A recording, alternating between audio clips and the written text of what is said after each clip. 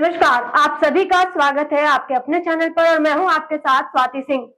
आज हमारे इस खास चर्चा में हमारे मेहमान हैं वरिष्ठ पत्रकार एवं समाज सेवी श्री संजय खटाना जी। तो खटाना जी, सबसे पहले तो आपका बहुत बहुत स्वागत है हमारे स्टूडियो में। और आज का जो हमारा चर्चा का विषय रहने वाला है वो बहुत ही एक चर्चित मुद्दा या फिर वैचारिक मतभेद वाला मुद्दा आप बोल सकते हैं, यूजीसी के नए नियमों को लेकर, जिस पर आए दिन कोई ना कोई राष्ट्रीय स्तर पर हम कोई ना कोई बवाल देखने को मिल रहे हैं। तो सबसे पहले तो आप बताइए कि आप यूजीसी के इन नए नियमों को किस तरीके से देखते हैं, आपके विचार क्या हैं इन पर?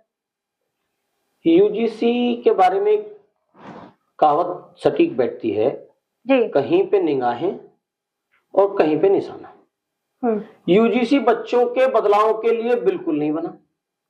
यूजीसी एक छद्म राजनीतिक षड्यंत्र है, जहां तक मुझे लगता है। आपके हिसाब से? मेरे हिसाब से क्या है, उत्तर प्रदेश में जब लोकसभा चुनाव, पूरे देश में जब लोकसभा चुनाव था तो उत्तर प्रदेश में एक आरोप लगा योगी जी पर कि उन्होंने ठाकुर पूरण सिंह जैसे सहारनपुर में 3 सीटें खड़े होकर हरवाई। ऐसे ही तमाम लोग उनके क्षेत्र में थे, वो योगी जी के आदमी थे या नहीं थे, लेकिन योगी जी की जाति के आदमी थे और उनकी वजह से बहुत बड़े पैमाने पर भाजपा को हार का मुंह यूपी में देखना पड़ा। ठाकुर पूरण सिंह ने नौनौते जैसे शहर में, कस्बे में एक रैली करके ये कहा कि हम भाजपा के खिलाफ जाएंगे, और खिलाफ गए भी।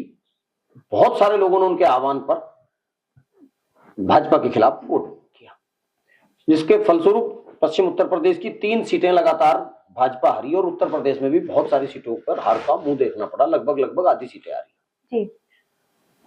अब चूंकि ठाकुर समाज भी एक अलग मार्शल कौम है। मार्शल कौम जो भी करती है सामने से दुश्मनी निभाती है। जो भी करती है, चाहे वो वैचारिक दुश्मनी हो, चाहे वो लठ की दुश्मनी हो, चाहे बंदूक की दुश्मनी हो, उसको बिल्कुल आमने सामने आकर दुश्मनी निभाती है। ऐसा उनका डीएनए है।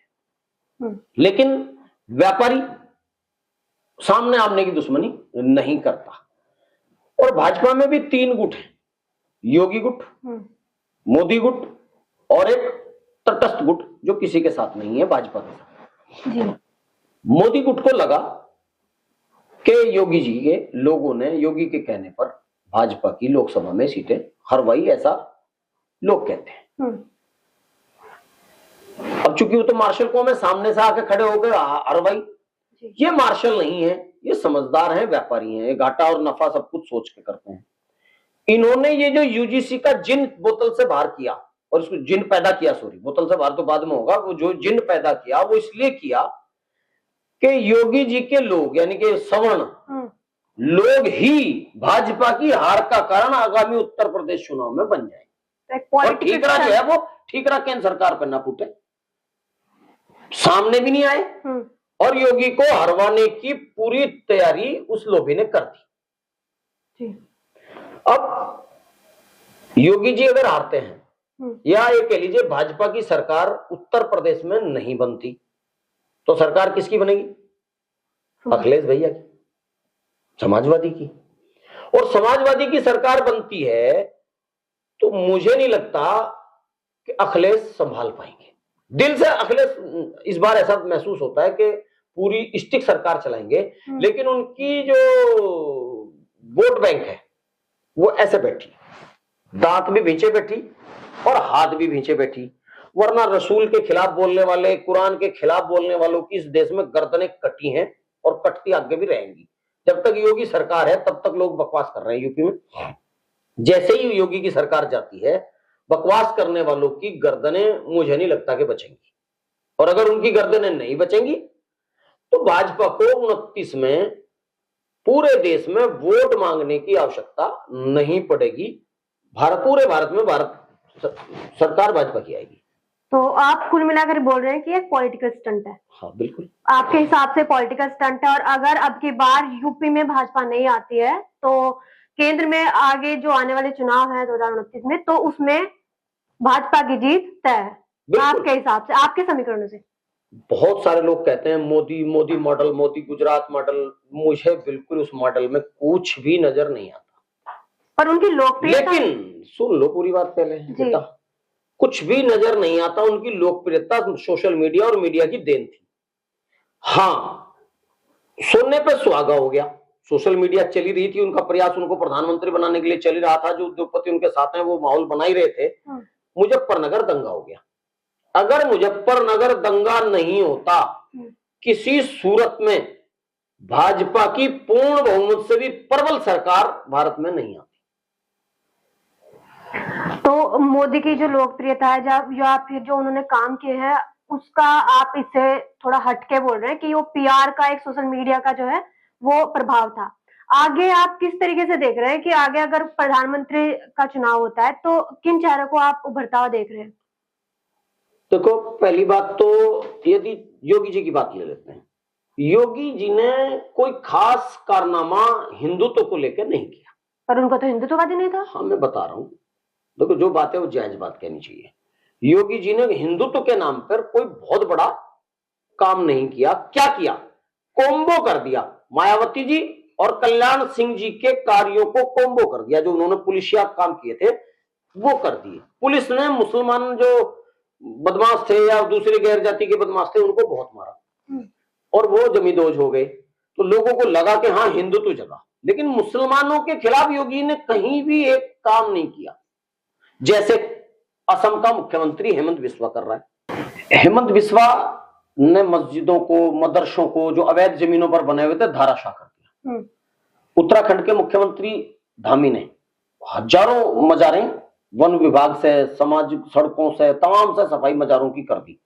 मदरसा बोर्ड को खत्म कर दिया। लेकिन उत्तर प्रदेश में अगर हिंदू और मुसलमान की राजनीति की बात करें तो वहां सबसे बड़ा वोटर हिंदू है। किसी का तोड़ना फोड़ना तो दूर की बात है, जो सरकारी लाभ है हिंदू को मिलना चाहिए था, वो सबसे बड़ा लाभ, जरूरी लाभ था, वो था आयुष्मान कार्ड का। उत्तराखंड में एक व्यक्ति का भी आयुष्मान कार्ड बनता है जी। उत्तर प्रदेश में जिसके यूनिट में जिसके राशन कार्ड में 6 यूनिट नहीं है, उसका राशन कार्ड नहीं बनता। आयुष्मान कार्ड नहीं बनता। राशन कार्ड में जिसके 6 यूनिट नहीं है उसका नहीं बनता। तो जो हिंदू वोटर है 75% में उनके किसी के भी राशन कार्ड में 6 यूनिट नहीं है। तो लाभ किसको मिल रहा है? मुसलमानों को। और हिंदुत्व का चेहरा कौन है? योगी जी। योगी जी। तो आप तुलना अगर करेंगी, या जो विदेशी पत्रिकाएं भी लिख रही हैं, हेट स्पीच में नंबर 100वें नंबर पर खड़ा कर दिया धामी को, तो मुझे ऐसा लगता है मोदी जी के बाद अगर कोई जगह बना रहा है तो वो हिंदुत्व की राजनीति की, तो हिंदुत्व सिस्टम का प्रधानमंत्री बनने की नंबर 1 पे हेमंत बिस्वा और दूसरे नंबर पे धामी आकर के दस्तक दे चुके हैं। भले आप उन्हें लोकल समझ के समझें कि घर का जोगी जोगनार बार गांव का सिद्ध, दूसरे नंबर पे धामी खड़े हैं। योगी जी तीसरे पायदान पे जा चुके हैं। अच्छा, आपने जैसे बोला कि ये सब कुछ एक पॉलिटिकल स्टंट है, यूजीसी का आना, भाजपा जो मोदी गुट है वो कहीं ना कहीं चाहता नहीं है कि योगी उत्तर प्रदेश में आए। तो ये आपका अपना वैचारिक मत है, लेकिन फिर भी आप ये बताइए कि भाजपा की लोकप्रियता जैसी है, या योगी जी को जैसे हिंदुत्ववादी चेहरा मानते हैं, जैसे आज इस समय का समीकरण चल रहा है, भाजपा को कहाँ खड़ा पाते हैं उत्तर प्रदेश में? तो भाजपा के जो नारे थे जिन्हें लोग विपक्ष जुमले कहता है, अब वो वास्तव में जुमले नजर आने लगे। लोग ज्यादा लंबी जब किसी की सरकार चलती है तो इरिटेशन हो जाती है, तो वो सत्ता के खिलाफ जो एक आक्रोश पनपता है वो बड़े पैमाने पर भाजपा के खिलाफ पनप रहा है। उत्तर प्रदेश में यदि भाजपा की सरकार आई तो 20 से 25 साल का वनवास, अब की बार अगर उत्तर प्रदेश में भाजपा की सरकार आई तो 20 से 25 साल का वनवास भाजपा को मिल जाना पूरे देश में। अगर उत्तर प्रदेश में भाजपा की सरकार नहीं आई और अखिलेश भैया के हाथ में कमान आई या किसी और भैया के हाथ में कमान आई, तो जो कुरान को, इस्लामी सिस्टम को भला बुरा कह रहे हैं, बड़बोले हैं, उनकी गर्दन सरतन से जुदा होना ही होना है। ये पहले होता है और आगे भी होगा, इसे कोई रोक नहीं सकता। लेकिन बाबा का पुलिसिया डर उसे रोके बैठा है। तो आप ये मान लो, अगर वापिस बाद में जो कहना चाहता हूं, अगर वापिस सरकार बन गई, किसी भी तरह से सरकार योगी की बन गई, तो वनवास पे चली जाएगी भाजपा।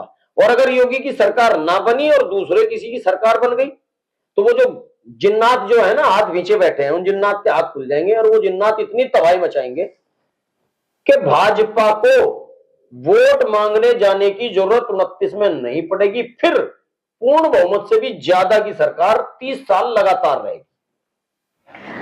इसलिए जो है ये यूजीसी का जिन लाया गया। योगी का इलाज भी हो, एक तीर से दो निशाने, योगी का इलाज भी हो जाए, सरकार भी उत्तर प्रदेश में ना बने और केंद्र की सरकार को 29 में ज्यादा मेहनत बनाने के लिए ना करनी पड़े। ये यूजीसी का जिन इस काम के लिए पैदा किया गया। ये मेरी अपनी समझ है, हो सकता है इससे ना थपकी हो लोगों में। और मैं ये भी नहीं कहता कि मैं कोई दावा कर रहा हूं। अगर मुझे मेरी बात किसी को बुरी लगती है तो मैं उसके लिए माफी भी चाहता हूं। मेरी सोच है, जहां तक मुझे लगता है कि ऐसा होगा। जी, तो आज की इस चर्चा में जिस पर यूजीसी के जो नए रूल्स आए हैं उस पर हमारे साथ वरिष्ठ पत्रकार समाज सेवी संजय खटाना जुड़े हुए थे, जिन्होंने अपने विचार आप सबके सामने रखे। और इस वीडियो पर या इस यूजीसी पर आपकी क्या राय है, कमेंट सेक्शन में कमेंट करना ना भूलें। बाकी अन्य किसी जानकारी को पाने के लिए जुड़े रहिए हमारे साथ। नमस्कार।